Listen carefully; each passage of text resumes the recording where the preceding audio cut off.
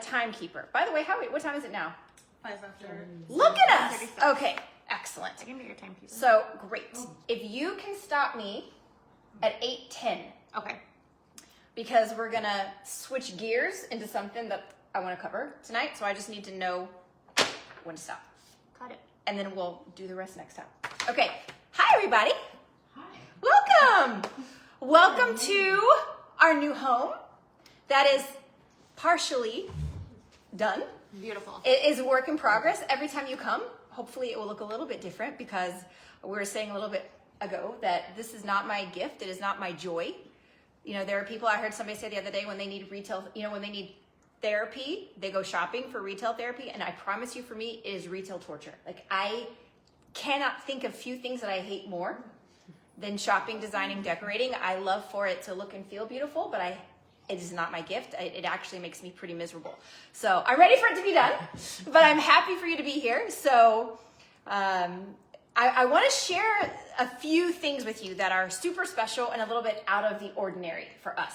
So first of all, I have to tell you that this past weekend, we had a spontaneous women's Fabringen during Mincha at Shul. That Hannah was there, Abigail was there, a couple other gals, Danielle and Rosa were there, and it turned into, 5 hours? 6 hours? 6 hours, yeah. And lots of conversation, lots of dreaming, lots of visioning, lots of l'chaims, lots of snacks, and we decided to take matters into our own hands. So what matters are we talking about? We're talking about taking the local community to the next level. So, you know the old saying, if you want something done, ask a woman. And if you want something done, ask a busy person. So if you want something done, we're gonna ask the busy women, right? We're gonna get the double whammy. So we talked a lot about what we can do to make Orot. Everybody loves coming to Orot. They love the welcoming energy, the environment, etc. But we wanted to make it more inviting to women. More of a beautiful place instead of looking like a shop. And so we talked about the vision. Like, what do we want it to look like in the future, 5 years from now? And let's work backward from there. So we talked about a beautiful new building. We talked about women's programs. We talked about kids programs down the road. First, we got other women's programs, then we can start the kids programs. So we talked about a lot of things that would make it very elevated for the community and really help us focus on unity. And the first few things that came to mind, we thought, you know what? It doesn't have to be fancy and official for us to plan it 2 years down the road. Like, we can just start it now and build it very organically. So there are a few things that we decided that's it, we're gonna start right away, okay? The first one we already announced, which is we're gonna do a monthly, small, intimate Shabbat at Shul, okay? So we cut it off at 30 people, which for Shul is pretty small. So that way we'll just have, we're gonna make it beautiful, nice place settings, so it'll be much more intimate, so we can have meaningful conversations instead of like herding cattle, all the way through the meal and just throwing bread and hollering at people. It can be more meaningful. And we will have a special program that changes each time so that it's not just step repeat of the same thing every month. So Baruch Hashem, we announced the first one this week. We're doing it in honor of Yutek Kislev. And we're rolling. So that one's tomorrow. And I see some of you are going to be there, which I'm very happy about. So the next one is going to be January 17th. So we're going to open registration this week. So definitely register for that. The second thing is we are going to start a Shabbat, every Shabbat at Mincha. So like 1:30 in the afternoon, we're going to do a Shabbat soul session for women. That's a tongue twister now that I say it loud. Shabbat soul session. Hi, Danielle. Come on in. So whether you come to us on Shabbat or not, whether you're there for davening, whether you're there for lunch, does not matter. You are welcome just to drop in and join the girls at 1:30 on Saturday afternoon, and we're just going to have our own Fabringen, our own little soul session for anybody that wants to join anytime. It's not something you need to RSVP to. If you just want to show up spontaneously, if you think you're going to, whatever. Come some weeks, come not, doesn't matter, but we'll be there and we will connect with who's ever with us. So we started last week and we're going to continue it this week, okay? And now I want to make sure you save the date. By the way, I'll send all of you this I'll send something in writing so you don't have to memorize all of it. But if y'all remember back when we did a fun event in the sukkah a couple months ago, and we talked about doing like a once a month event at our, like every week is like quick power hour in and out, but once a month we're going to do something more special. So Baruch Hashem, we are able to finally start that. And we're going to start it next month. And if y'all remember Gabriella, she comes sometimes to the ladies' events. So she's not able to be here tonight because her mother has been very sick in the hospital, still in the hospital. But she has actually volunteered to spearhead the first special event that we're going to do. And she is going to organize for us a floral decorating class. We had talked about it as one of the options that night. So she's gone ahead and hired the person that's going to come and teach us how to do it. So save the date, Thursday, January 23rd. I'll put it in the text so you can remember. But we're going to do it at Shul. So everyone's going to get to take home their own bouquet after we figure out how to make a bouquet. And we'll have champagne and just make it really special and fun. And all you have to do is register for that one. There will be a fee for that one because we have to pay for the flowers. But she has already agreed to sponsor the bigger fee of bringing the lady in. So, and then Orot will pay for the champagne and the finger foods and stuff. So it will be a really special night. We just have to cut off the RSVPs for that one a week in advance so the girl can get all the supplies ready. So just mark your calendar. And if you want to do that, we'll open the event soon. Okay, last two questions for you. First of all, we've been trying a few different nights of the week to see what works best for most people. But I feel like we need to pick a date and stick with that day of the week instead of flopping all around like a fish. So do y'all have a preference? I prefer definitely not Monday, clearly not Friday. That gives us Tuesday, Wednesday, Thursday. And Tuesday and Wednesday, there are events that some people attend at Orot. Everybody has something. We're not going to ever be able to find a day that works for everybody. How do Thursdays work most of the time for y'all? Good? Okay. So I said, we did it last year, seemed to work fine. So I say we just roll with that. Is 7:30 good? A fair time? Okay, so we're gonna make it official. 7:30 is on Thursdays. Sometimes we might do it here. Sometimes we'll do it at Shul. Sometimes, we've had different people volunteer. Geraldine volunteered to do it soon. So we'll let you know where. Okay, and then last question is, should we do an event next week on Thursday? It's already Hanukkah, and we can make it a ladies' Hanukkah night. Or are y'all slammed for Hanukkah and prefer to start after Hanukkah? Should we take a poll? You're not here. I know you're with family. I'm not here. You're not here? Busy. Busy? Okay. So should we wait until after? Yes, no, maybe so? Wait? Yeah, there's so many things. Yeah, it's a marathon. It's Mamish a marathon all the way through Hanukkah. Okay, so we'll start after Hanukkah. Baruch Hashem. Okay, let's start. So we are gonna do a super sprint, very high level recap from the last 2 weeks, okay, to get our brains back on the same page. Now, why do we always start with a recap? We could literally repeat the same thing thousands of times over because this is what we need to give ourselves a brainwash, okay? Why do we want to brainwash ourselves? Not because we're a cult, but because our brains literally need a washing from all of the toxicity that we're absorbing energetically, emotionally, mentally, spiritually in the world. We are being all day, every day bombarded with nonsense, with distractions, with confusion. So it's super important that we are constantly tick, tick, tick, tick, tick, tick, tick into our brains, emit the truth, and helping ourselves to reframe our experiences in a healthy geuladik way.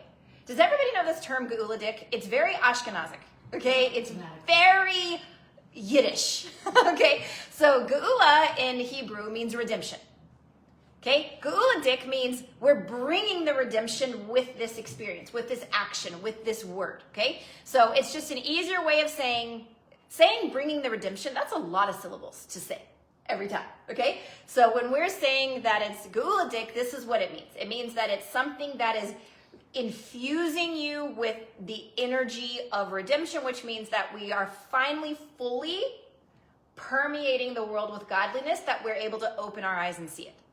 Now, I have to be honest with you. When I was a kid, I didn't want the redemption. Because I thought it sounded so boring. I was like, if Mashiach comes, how am I going to live my life?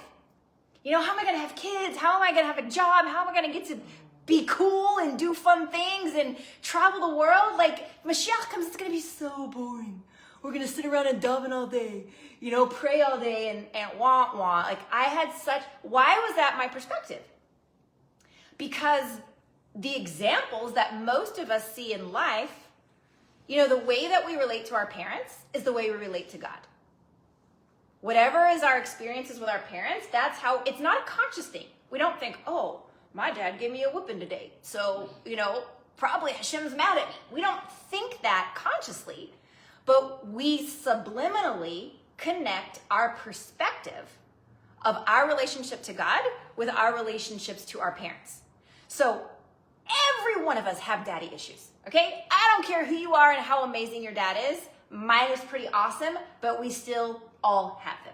And your mother, forget it, okay? So we're all there, okay? Love you both. Okay, so we have a mother-daughter with us, so no one's looking in their direction right now, okay? So we know that there is so much healing work that we have to do as we grow, as we're like shedding layers of blame or victimization or drama or trauma or unhealthy expectations or just old, outdated belief systems that have been passed down to us generation after generation after generation for hundreds and hundreds of years, and we don't even do it on purpose. It's like we pass along the shape of our toenails, we pass along a belief system. Okay? And a lot of that happens honestly in utero. You don't even have to say a word. There is so much proof now, scientifically, medically proven, that things that happen that your mother never even directly told you, but you adopted her belief.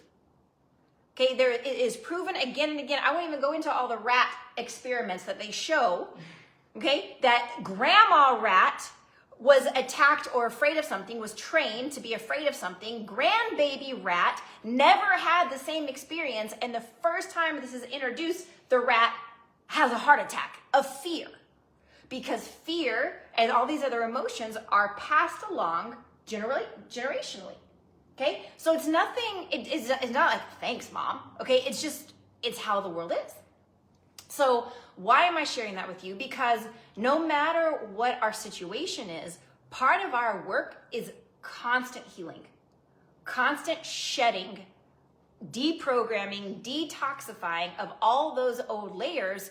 And here's the important thing that we need to remember is that each one of us are, you know, we talked about this before, are a very bright light. And that light is full and total godliness shining into the world. Okay, but what happens is throughout our life, we get different layers and layers and layers over this light, like lampshades. And before we realize it, nobody can hardly even see our light because we have so many layers and shades and covers.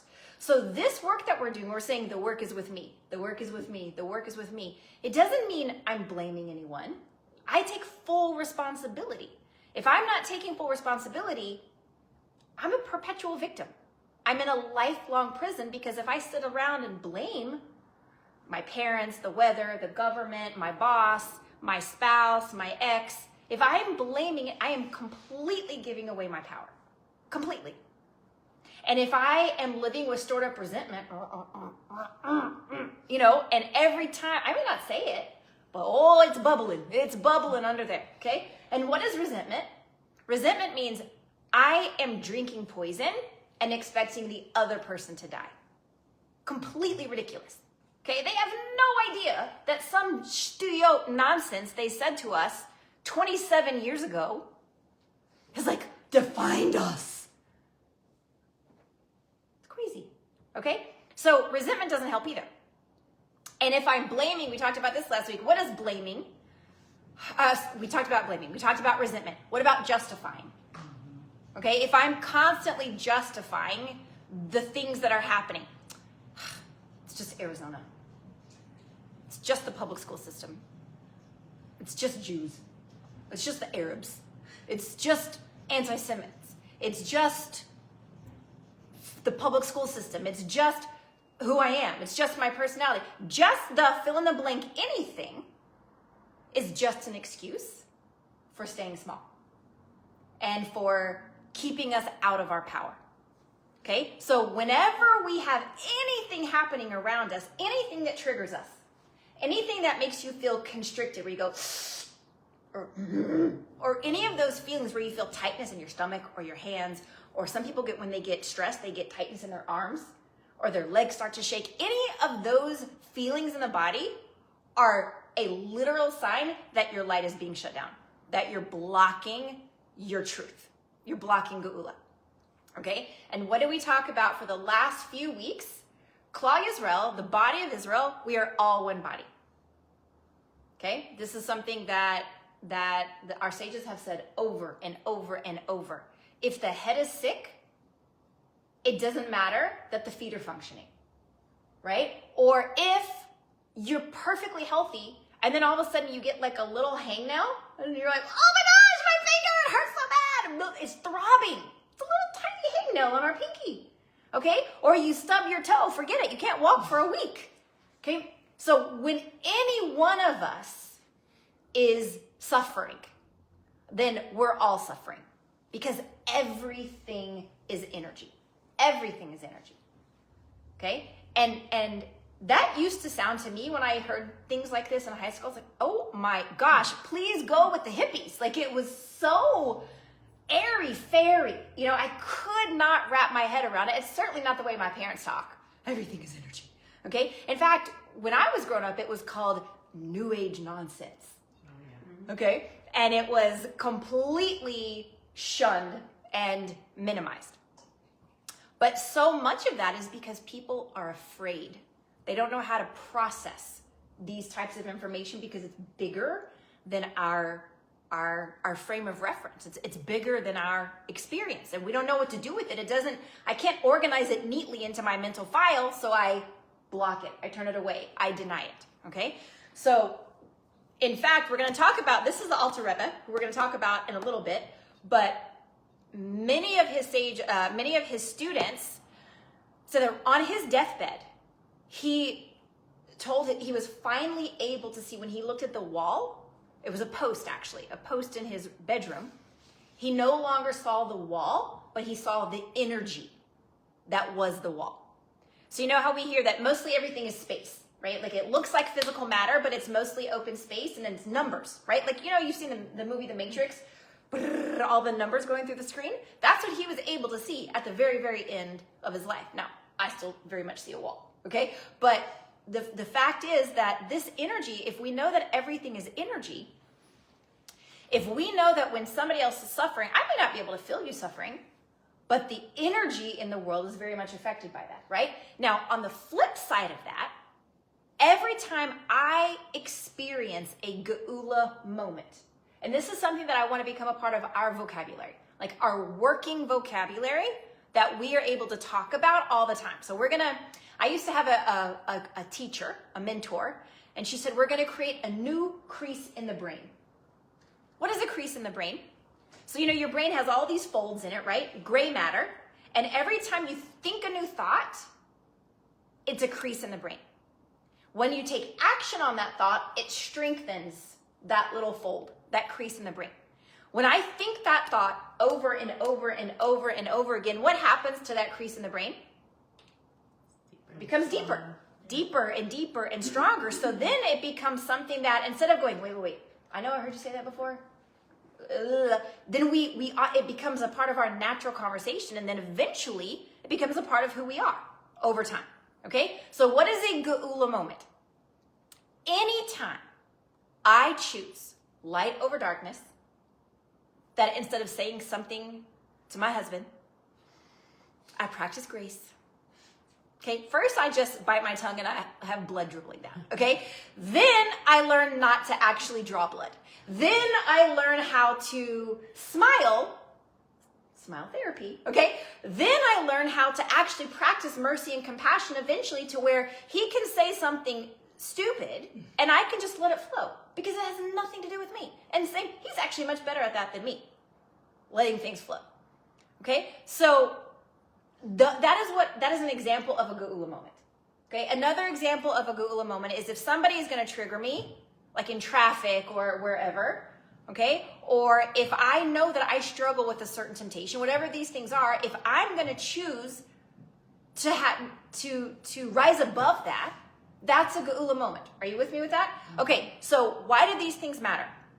Because the Rebbe teaches that we are in the final stages of exile and the first generation of redemption. And right now, what we're experiencing are flashes of redemption. Like literally, it's like lightning, like flowing in. Okay, and each one of those geula experiences creates an energy that it's like a, what is it called? Domino effect. Okay, so when I have, or you have a geula moment, it brings more geula energy into the world.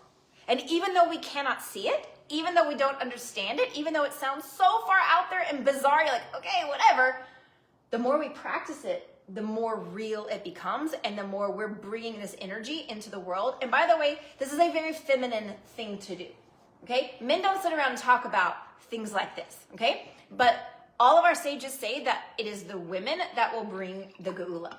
So as we start taking back our power, as we start stepping into our full power, it doesn't mean that we sit at home and say Tehillim all day, Baruch Hashem, if we could only do that, but it means that we are bringing our light with us everywhere we go. That we are stop living as victims. We're stop playing small. We stop settling for mediocrity. We start believing in abundance. We start believing in our own greatness. We show up differently. We show up to work differently. We show up to our kids differently. We show up to our bank account differently.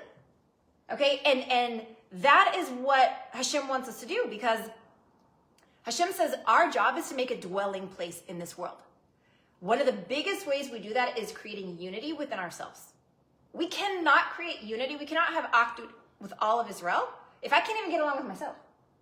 Okay, if I have 12 different opinions and schizo mindset of, and it's very human, by the way. It's the human condition. It doesn't mean anything is wrong with us. But our job is to work on ourselves to infinity and beyond, right? So if I understand this, one time, how the Rebbe, the Lubavitcher Rebbe used to stand for hours and hours and hours and hours on Sundays and would receive people and come by and they would ask for a bracha. He would give them $1 for charity. They would save the dollar because the dollars were very holy and very blessed, and then they would give a different dollar to charity, okay? For years he did this, and he would stand for sometimes 12, 15 hours as an 85-year-old man receiving people, never even stopping once to take a break, okay? But one time somebody came to him in this line of dollars, and he was just a regular guy, jeans, cap. I mean, he kind of got a little bit dressed up because he was going to see the Rebbe, but he didn't have a beard, he didn't wear a hat, he doesn't wear a suit. And he said, Rebbe, I so badly want to be your chassid, but I can't do the beard. I can't do the suit. It's just not me. Now, never mind. He was holding out a place at the time, but he was pouring out his heart to the Rebbe. Like, I so want to connect to you, but I don't see myself doing this. And the Rebbe said to him, he looked at him with a big smile, and he said, do you think a suit makes a person a chassid? Who is a chassid of mine? Someone who wakes up every morning and says, today, I'm going to try to be better than I was yesterday. That's what makes a person a chassid. So if that's our mindset, that we're going through every day like this, every day is going to have challenges. Every day is going to have struggles of its own. And as women, we are so highly self-critical. And we're so judgmental of ourselves all the time. And like me, I'm a raging perfectionist. Okay, I like to call myself a perfectionist in recovery. Okay, so I'm working on it. It's a work in progress. But when you're a perfectionist, things are very all or nothing. Okay, and so I'm like, forget it. Start again tomorrow. Start on Monday. Start next week. Start next, whatever. Okay, whatever the thing is that I'm beating myself up for. And what Hasidus teaches us, what the Rebbe teaches us, is that no, Tehillim tells us God's mercies are new every morning. And our sages teach us that Hashem is literally recreating the world every moment. If Hashem's energy were not in the world, holding the world together and recreating it every nanosecond, the world would cease to exist. So if he's recreating the world every moment, that means I can start a diet in the middle of a bag of potato chips. Right? It means I can start working on my first million in the middle of my first bankruptcy. It means you're never too old, it's never too late, you're never too young, you're never too broke, you're never too miserable, you're never too fat, you're never too nothing to start over. The problem is we're still carrying our old baggage. We keep picking it up over and over and over again. Hashem says, why are you going to the ocean with a teaspoon? So we know the work is with us, yes? And that is the purpose of this whole class together, is that we are showing up once a week for a weekly power hour to retrain our brains with how to constantly heal and transform the nonsense and the garbage that we've been carrying and that we're picking up again every day, correct? So we started a couple of weeks ago with talking about the basic fundamentals of what does it take to step into my full power, okay? Each and every one of us are limitless. We all have a piece of Hashem within us, which means we have infinite potential, infinite, okay? But we're walking around like Smurfs, okay? So how do we tap into our power? Have you ever stopped and thought about, if I were living as my ultimate self, what would that look like? You ever thought about it? Yes. Okay, if you're operating at full potential, okay? So, you know, a lot of the world does this once a year on December 31st, okay? They set their goal on January 1st. It usually involves losing a few pounds. The gym memberships go crazy. And then by Valentine's Day, they're empty again. Why is that? Because it's human nature. We're conditioned, so we get excited. And then we taper off. So inspiration is great and motivation is great, but it's boring, mediocre consistency that makes the difference in the long haul, right? So why are we so afraid to work on ourselves, to stop and set goals? Because for the last 20 years, I haven't achieved any of them. So I'm like, why even start? So how do we, that's a very gullistic, I'm living in exile in my mind. I'm in prison in my mind train of thought, yes? Okay, so if I know I was meant for greatness, if you know you are limitless, like you have so much power in you that you blow your own mind, powerful beyond measure. So guess what I need to do? I have to have a pep talk with myself literally every day. Like those kids that stand in the mirror and read, you are great, you are beautiful, you are powerful. Whatever you have to do, who's going to do it for you? This is where we all have to learn how to mother ourselves. Because nobody is going to be your cheerleader but you. That is what taking back your power means. Okay, yes, we have a support circle. Yes, we can come here and talk about these things. But you got to start stepping into your own awesomeness, which means that you stop wah-wah and being a mouse. You are a lioness. Okay? So first step to this, first key to stepping into your full power every single day. Who can remember what it is?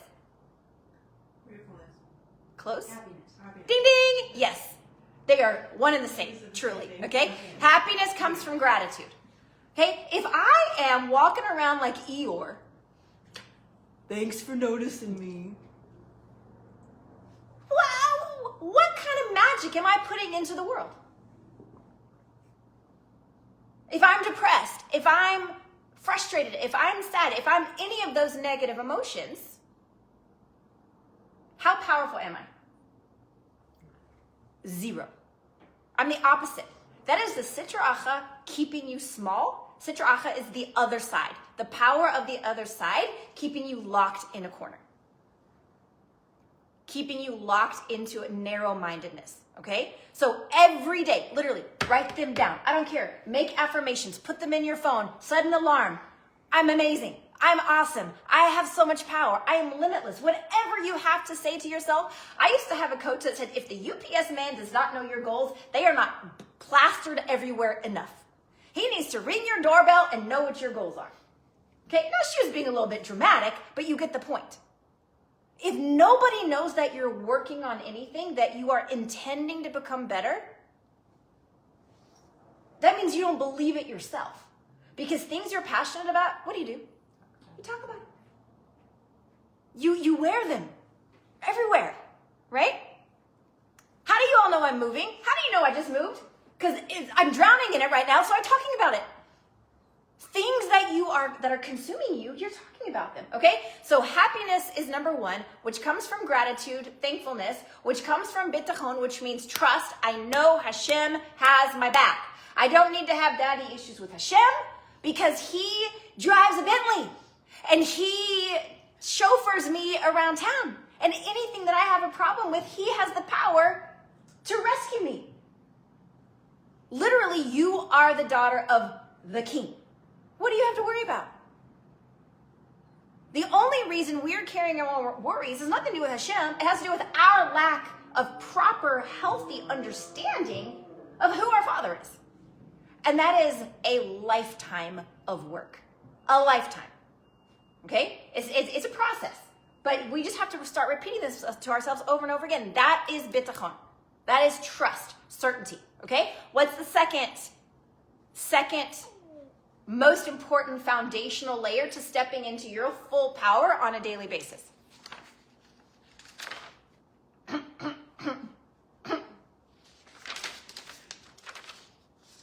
Hashgacha pratit. Cobwebs. We gotta clear out the cobwebs, okay? Or hashgacha pratis, if I'm Ashkenazi, okay? Or divine providence, if I have no idea what any of those words mean. Okay, so what does divine providence mean? Who can tell us? Who can remind us? Give me a snippet, like a crumb, something. No coincidence. There is no coincidence. Great. What else? Everything happens for a reason. Yes, absolutely. Folded under that category. The rest of the world calls it fate, right? Yep. So what we understand, so at very, very simple, high level, like basic definition, divine providence means that God not only knows what's going on down here, but he is actively involved in orchestrating all the details of our life. Okay? So divine providence literally covers and involves every single area of your life. From where you live, how long you live, who you marry, who you pass on the street, a blade of grass that grows, what your bank account says, what your boss says. There is no such thing as coincidence. Okay, when we feel like, whoa, that was a crazy coincidence. Okay, some people call them God winks. Okay, it's just Hashem literally showing you like let me just give you a little extra love right now.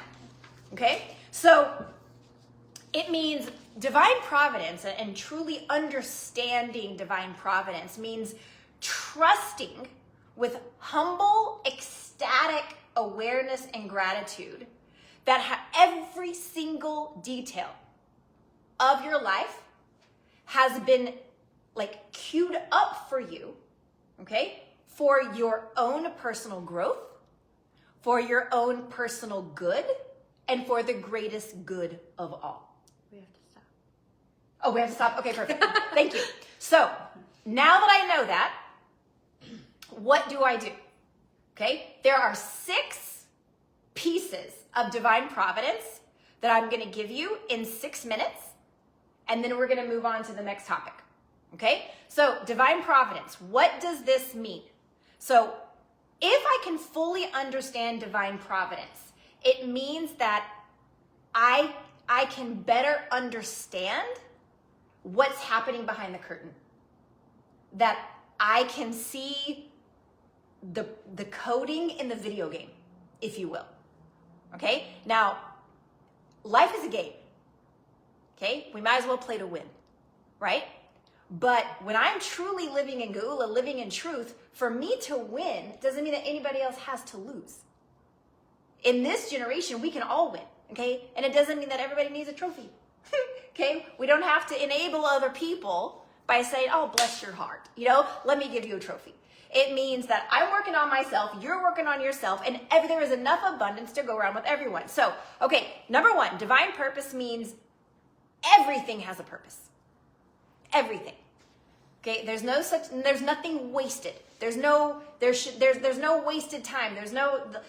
Nothing happens by chance. Okay? And if everything is purposeful, then even the most mundane minutia details of our life can be imbued with meaning and purpose. So as I start to learn this, I look, okay, where do I have downtime? Where do I feel like I'm tick, wasting the clock? How can I wake up and look around me instead of just flipping on my phone? How can I look around me at what's happening and what am I meant to learn from it? Okay, number two, you are always in the right place at the right time. Always. Okay, and this also has to do with the idea of shlichut. So shlichut means ambassador or a mission. Okay, and if I'm a shliach, the Rebbe would send shluchim, which is the plural of shliach. He would send ambassadors all over the world to bring Judaism or Jewish life to the far corners of the world. So they would be there elevating the world in their area, right? But the Rebbe says every Jew is a shliach. Every single one of us are meant to elevate the space we are consuming. This is my real estate, this is my little square right here. My job is to be ambassador of light to that space. Okay? Now, I said we don't need to be Eeyore, right? It's not effective. We don't need to be Tigger either. Okay? You don't have to just bounce around and be like, wah! You don't have to show up with your pom-poms and your megaphone. Okay? You can be calm and still be passionate, right? I don't have to be fake that all of a sudden I'm shining my light. I can still be very genuine, but I can turn up the dial on my energy. Do you agree? That I can start radiating light, but I can't radiate light if it's not fueling inside of me. So whose job is it to keep making sure that I have my IV plugged into the light? My job, right? Who motivates the champion? The champion. Okay, number 3, divine providence and individual responsibility. What does this mean? This is where people a lot of times have questions. Well, if divine providence is divine providence, well, then what about free will? If everything is orchestrated by Hashem, I'm just a passenger. Hashem says no. Hashem is the quarterback. He throws the ball. It's our job to catch the ball and run it down the field. So I can either choose to be an active player on the field, bringing Geula in my own life, in my own space, becoming a champion, stepping into my greatness, unlocking my potential. Potential is actually a negative word, if you think about it. Okay? If somebody says she has so much potential, She's not using it. hello, okay? I don't know about you, but I do not want to go down in a pile of potential. Okay? We're not here to be one-hit wonders, y'all. We are meant to live in our power every day. Now, my mission today, when I'm years old, is different than 20 years ago, will be different than 20 years from now. People go through what's my purpose? What's my purpose? Okay? It's not going to rain down from you in the heavens and you're like, Noah, build the ark. Okay? That doesn't happen for most of us. But when we show up every day and we take the ball and run, which means I stop living in the passenger seat of my life, I move myself into the driver's seat, Hashem is my navigator, and I am showing up every day and I'm doing my best. Now, I'm making an awesome plan. One thing I can do, I can plan. Okay? But, you know the saying, you make plans and Hashem laughs? I hate this saying. It means like Hashem is like mocking us. I don't like it. Okay? But, does it mean that my plans always go the way they're meant to go? I don't know that they've ever gone the way fully that they're meant to go. I've yet to have a perfect day. But when I put a plan in place, because I'm taking responsibility for my life, and then it unfolds differently, then I can release. And I can trust in the master plan because I know Hashem is in control. And even if life goes to phooey that day, we always start out better if we start with a plan than if we have no plan. Than if I'm just living in chaos. Are you with me? Okay, number 4, unlocking the power of gratitude. If I really understand that my father, dad, is the king of the universe, and literally every day I'm just bathing in a bath of kindness, what do I have to not be grateful for? And then I can really look at everything around me and how powerful it is. Okay? So what does gratitude do? It shifts my perspective. In today's world, no matter what, we are drowning in entitlement. Constantly. All of us. Okay? Did I have to grow my grapes today? No. Okay? Did I have to mill the flour? No. Okay? So we are all drowning in entitlement. And when we can have a proper perspective, then guess what it does? It unlocks resilience, positivity, energy, and it truly empowers you to free yourself of the nonsense so you can step into more power. It's like and it's a spiral that's going upward, okay? And then it brings us back to living with joy and faith. And then the last piece is this. Once I fully understand all these things, then what am I to do with it? So this is where we're going to close off and we're going to finish up 2 weeks from now after Hanukkah. We'll put out the date, okay? But here's what we have to know. Life is a reality show, not a Broadway show. Okay? So we don't get, like, you go to Broadway and you get a playbill and it says this is going to happen in Act 1. This is going to happen in Act 2. This is Act 3. Then we're going to have intermission. Go grab a cocktail. Come back. Okay? We don't get a playbill for life. So Hashem doesn't tell us, okay, when you're 22, you're going to meet someone that you should definitely run the other way from. Okay? And when you're 37, things are going to really clean up for you. And when you're 45, we don't get it like that. So as it's coming at us, it looks very messy. And we cannot make sense of any of it. So what do? How do we thrive in reality show without trying to become Kim Kardashian? That's what we're going to talk about in our next session. Okay? How to thrive in the reality show. Fair? Okay. The suspense. Right? Okay. Over the weekend, Danielle and Hannah and Abigail came up with this amazing thing. We're gonna create a show in our reality show. Okay. It's gonna be called The Kosher View. Okay. And we're all gonna sit around the table and we're gonna just bring in Geula instead of all the nonsense that we have to watch on social media. Okay. All right. It's getting trademarked, so don't take it. Okay, fine. So, how are we doing so far? Great. You with me? Yeah. Okay, so we're going to switch gears. And what we're going to talk about now is we're going to talk about the very special day that just started when the sun went down, which is called Yud Tet Kislev. Or if you're Ashkenazic, Yud Tes Kislev.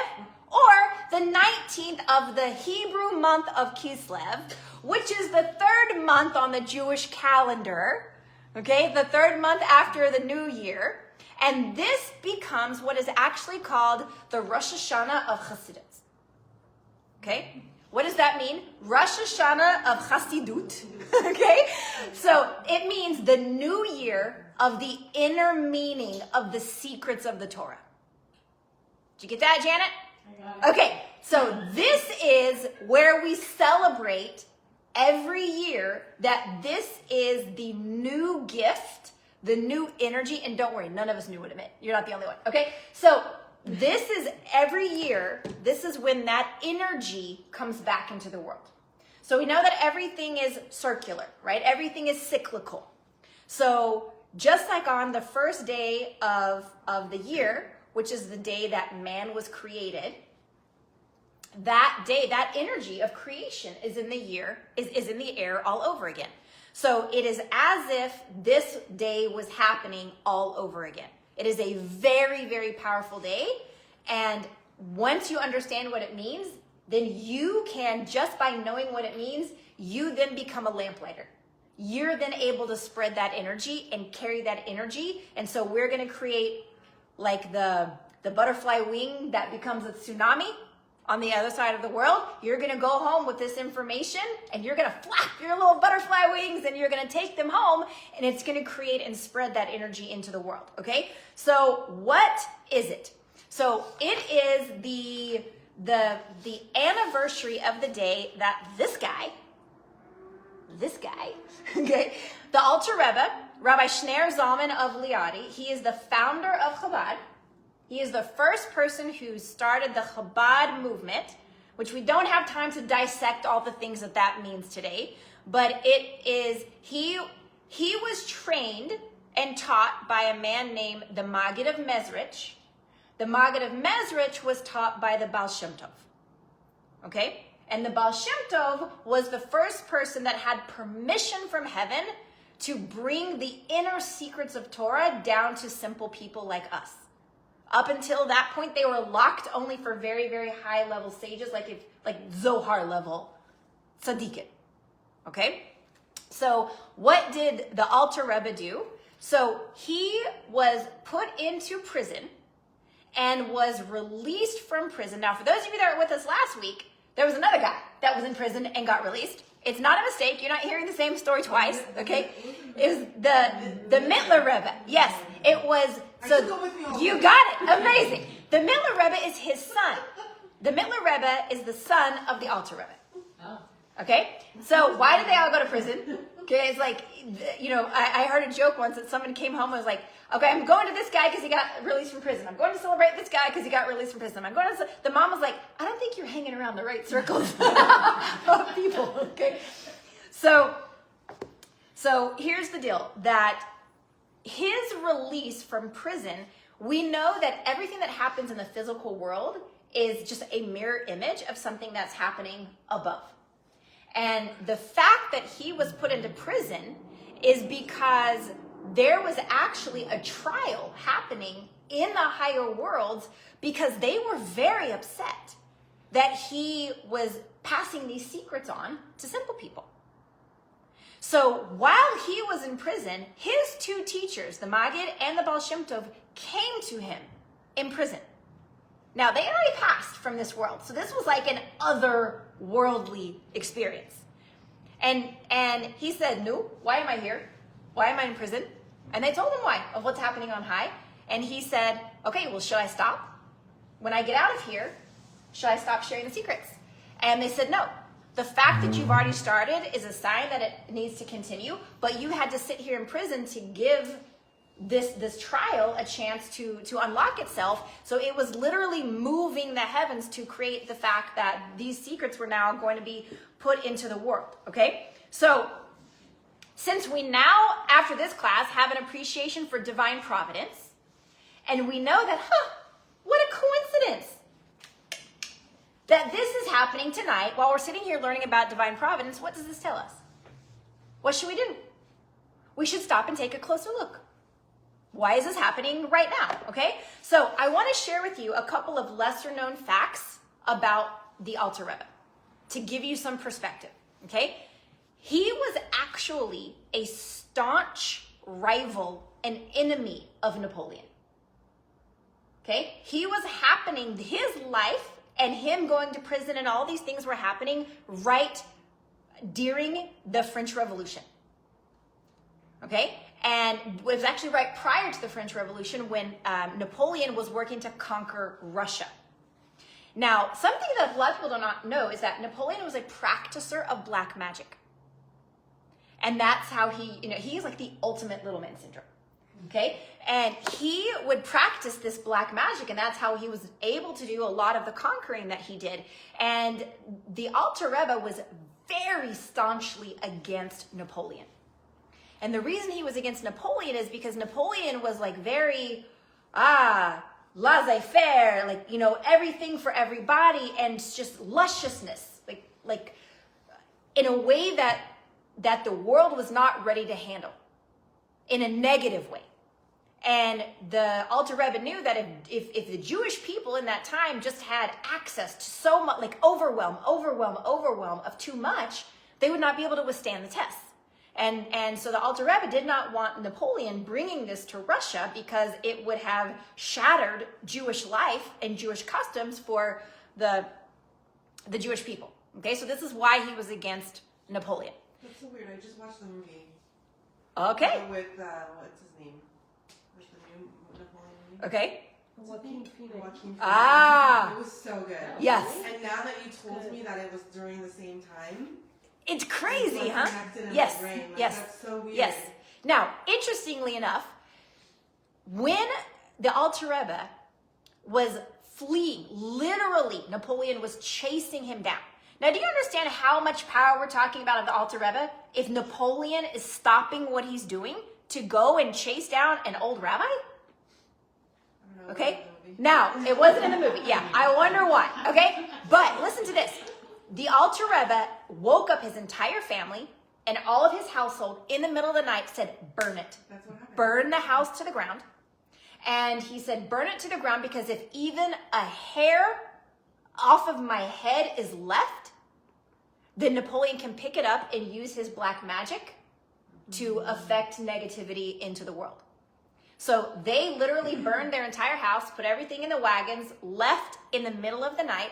Now, unfortunately, as the story unfolds, one of the Alter Rebbe's nephews took a wrong turn, and they ended up in a ditch, literally in a ditch with the carriage, and the Alter Rebbe passed away shortly thereafter, because there was something that was happening at like a much deeper, it didn't just fall in a ditch and, you know, he died a minute later. There was something happening in the higher worlds. But what we know as a result of that is that all the things he needed to release into the world had been done. Okay? And so then it was just after that he didn't die in the ditch, literally. Okay? They took him, I told you, he died on his deathbed. He was able to see the energy in the wall, but it happened shortly after that, because that was like the catalyst of the events that led to his passing. Okay? But today is the day he was released from prison. And what that means, so the inner meaning of that is that it celebrates the ability to reveal the deeper meanings of Torah, which connects us directly to God's essence. And that was something that was not revealed in this world up until the Alter Rebbe was released from prison. Okay? And the other thing about that is, up until this day of release, it was not physically possible to completely unify materiality and spirituality. They were two very separate things, and there was no such thing as personal growth, because you followed the rules, but you didn't understand. You didn't understand how they fit into your life, how doing mitzvahs affects, and how does learning about godliness help me step into my purpose? Like, those were things that were not understood. And so him being released from prison is what actually released those things into the world. Okay? So I want to share with you, as we wrap up, 3 practical takeaways. Okay? Because we can sit here in lights all day and be inspired for a quick minute, but action is the main thing. Okay? A little less talk and a lot more action. So we need physical, practical takeaways that we can take home with us, okay? So the first one is going to be a repeat of last week, because we need to strengthen the crease in the brain, okay? And that is, we want to be open to signs of divine providence. Remember, you are always at the right place at the right time. So that means if I get stuck in the slow line at the grocery store, instead of and stop, look up from your phone, look around you and see what there are 2 things. What can I learn in this moment, and how can I shine light in this moment. So if that means I'm just giving a smile to the cranky lady, you know, or if I'm helping the person behind me or anything that I can do, look around you, look up. You're always in the right place at the right time. So be open to that. We're going to be alert, aware. Okay, that's number 1. Number 2, we're going to take the Alter Rebbe with us all week. Last week we took the Mittler Rebbe with us. Whew, it's a big job. These are big shoes. Okay, so how do we do this?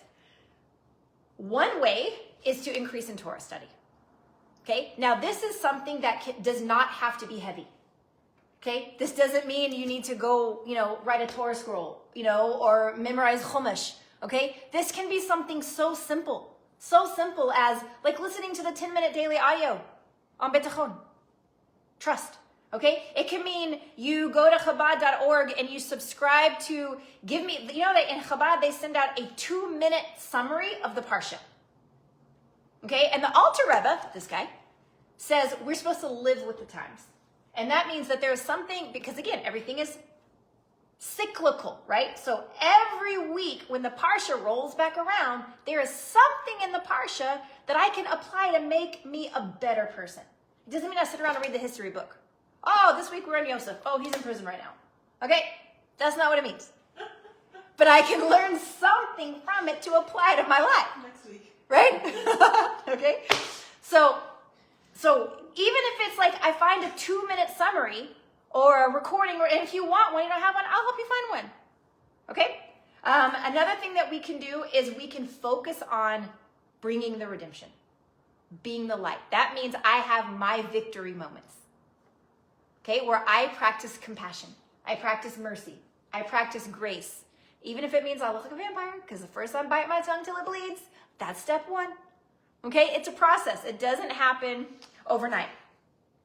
Okay, then the last thing is I can practice extra acts of goodness and kindness. Because that is truly, the Rebbe says we have to treat, like the world is a scale. And you never know, and there's a balance of acts of goodness and acts of the opposite. And you never know if your one act is going to be the one act that tips the scale. In fact, they used to say, the Rebbe's mother, her name was Rebbetzin Hannah, she used to have so much joy. And like, you know, if she's going to say a bracha, she was like so happy about it. If she's going to take food to somebody sick, she was like dancing in the kitchen. Anything that she was doing, again, remember this, because it adds meaning to the minutia of life. And they say, how can you always be so happy? She said, are you kidding? What if me making this bracha is going to be what's going to usher in the final geula? I don't want to like do it half-heartedly.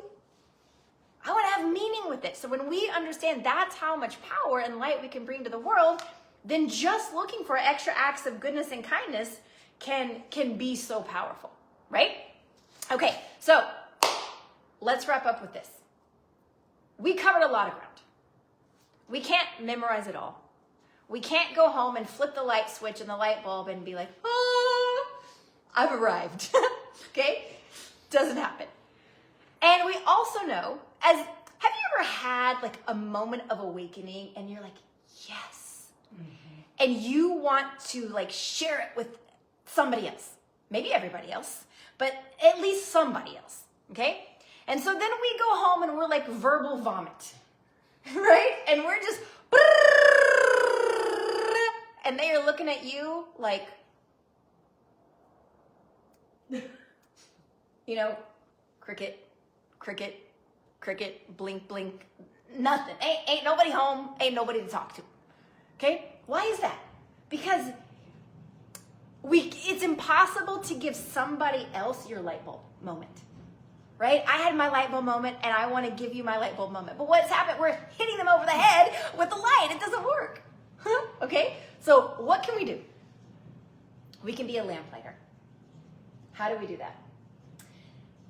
They say that being a kindergarten teacher is actually much more difficult than being a college professor. Oh, yeah. Okay, never mind the attitudes, never mind the runny noses and the potty accidents, okay? But even just the dissemination of information. If I'm a college professor, I can talk at very high levels with lots of sophistication, Okay? If I want to teach creation to a graduate school student, I can lecture on for hours and hours and talk about all the layers and the lights, blah, blah, blah. But if I want to teach creation to a kindergartner, I have to figure out how to bring it down to a level that they can understand. Okay? So that's what we want to do as lamplighters. It doesn't mean that we're talking down to someone. It doesn't mean that we're minimizing them or belittling them. Chas v'shalom, God forbid. But it means I find a way to meet them where they are. Okay? Everybody has a sign around their neck that says, make me feel important. And everybody has a language. A love language, a communication language. And if, I could scream at the top of my lungs in Yiddish, not that I know it, but just pretend, okay? And if I'm speaking to a room full of Russians, there's nothing happening. So I have to learn how to speak their language. So if it's my kids, if it's my spouse, if it's my boss, if it's my employees, if it's my coworkers, my job is to be the light, to spread the light. And each person speaks a different language, so part of the way that I can radiate my light is by looking around me and stopping. Instead of being a consumer everywhere I go, I can start looking around and, what's your language? What's your language? What's your language? And I can find a way to share the light with everyone around me. And if we do that, that is you bringing godliness. And guess what happens? The more I spread my light, guess what happens to my light? It gets bigger, right?